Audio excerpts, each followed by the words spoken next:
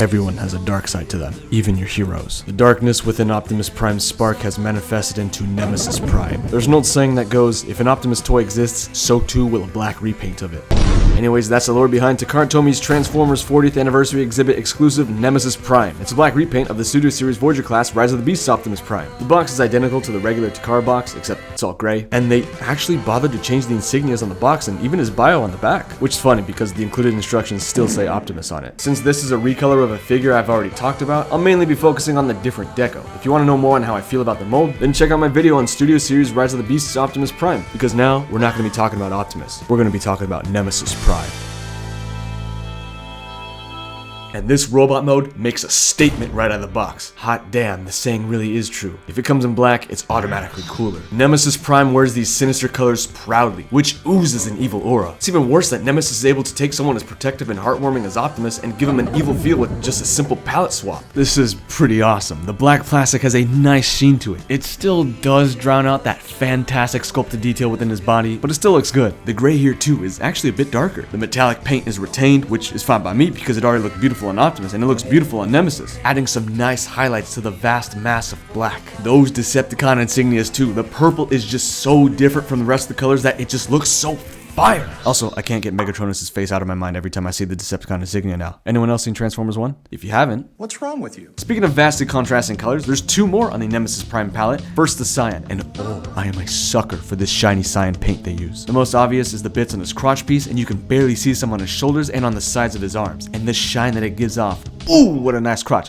Shine. And finally, ain't nothing more evil than the deep red coming from the blood oozing out of his truck titties and eyes. This red is so flippin' cool. The fact that you can see through him with the red tint gives this feeling that you're staring into the red insides of him, and it looks kind of demonic. But the cherry on top is the two cherries in his eyeballs. The red really elevates this guy's expression. It's really surprising how tiny the red eyes are compared to the rest of the head, and yet it still hammers home the wickedness of this guy. So this new coat of paint is awesome. It really gives this mold a brand new personality, and I mean, it's black. When are you never gonna rock with a black repaint? What are you, stupid? But is it perfect? Fuck no it isn't. And here's what I would do to fix it. First, he is in desperate need of more cyan. The majority of the cyan that is visible on him right now is actually for his truck mode. And what's visible looks so good, but it's such a tease because there's so little of it. They really should have added more bits of robot exclusive cyan because this shit rocks and I need more of it. Now the other thing, we gotta go back to the days of Power of the Primes. And for once, I gotta give credit where credit is due for this dumb toy line.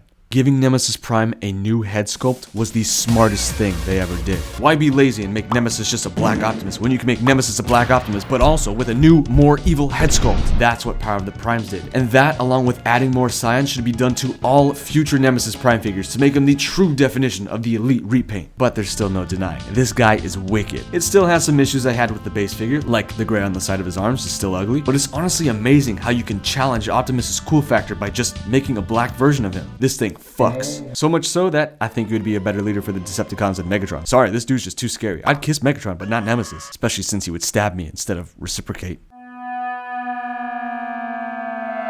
Get ready for the world's shortest accessory segment, Tiny Ion Blaster. Like I said before, pathetic. Feed it to your local stray cat instead of bothering to put it on this guy. Wait, don't do that. Not the sword though, I like the sword. And oddly enough, Nemesis holding it by the handle doesn't feel illegal. I'd argue that because he's an evil maniac of someone who kinda already was a maniac, makes him holding the sword feel pretty menacing. Last we got the backdrop, but this time it's all gray. Wow, I can't wait to display my 40th anniversary Nemesis Prime behind a grayscale backdrop of the Peru festival scene from the hit movie Transformers Rise of the Beasts, said no one ever. I forgot to buy toilet paper anyways, so nothing added, exact same accessories. The color's different, the sword has a black handle, but who cares? You wanna know what's the exact same too? His posability. But I'm not gonna highlight it because I already did. Instead, we're gonna talk about his feel.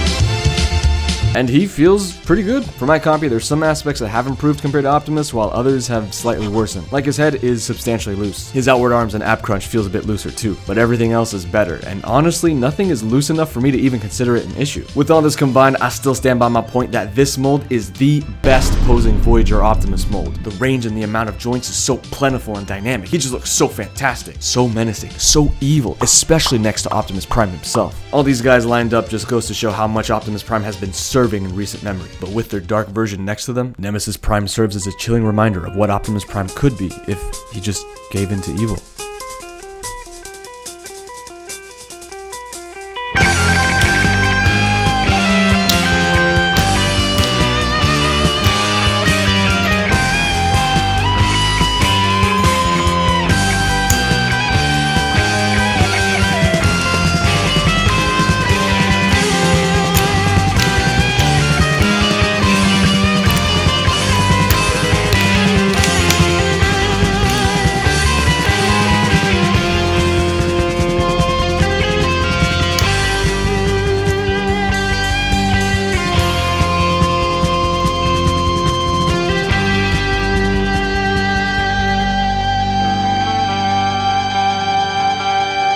Okay, this truck mode looks cooler too. Not only does Nemesis Prime rep the all-black chassis, but we got red windows and that beautiful shiny cyan. Ooh! The color scheme really enhances this. The black is badass, the gray rocks, and when you shine light to get the silver cyan and red to reflect, mwah! Beautiful, just a beautiful truck. The detail is great, man, from the body to the tires, and running it all the way back too just looks so... I don't care that the back matches up with the black, this still looks like shit. Honestly, it's a shame too. This ugly ass back is holding back this mode from being a perfect figure. But if you try to ignore this obnoxious ass abomination, yeah, it's still a cool truck, retaining all the storage and shitty rolling functions and details. Wait, it actually rolls pretty well. Only this time, it's in a color scheme that's just straight up makes it look better. I'm telling you, man, that shiny cyan has got me hypnotized. That stripe is divine, making him really stand out from the other Optimus trucks. And this may not be a 100% perfect toy, but if they were to incorporate more cyan into the robot mode as well, then this would have been the perfect redeco.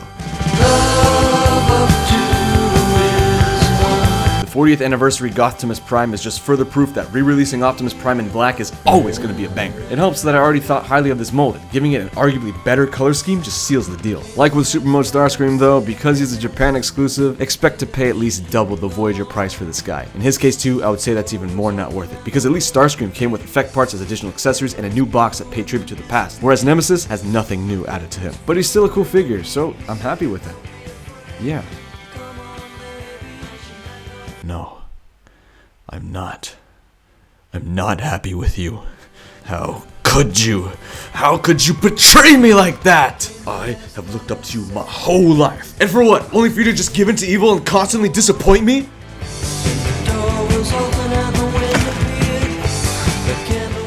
You know, sometimes when I look into your eyes, I see glimpses of who you once were. And I can't help but hold on to that feeling that you're still there. But are you there? Or are you long gone? And were you even there to begin with? I don't know. But I can't keep holding out like this forever. I'm done saving you.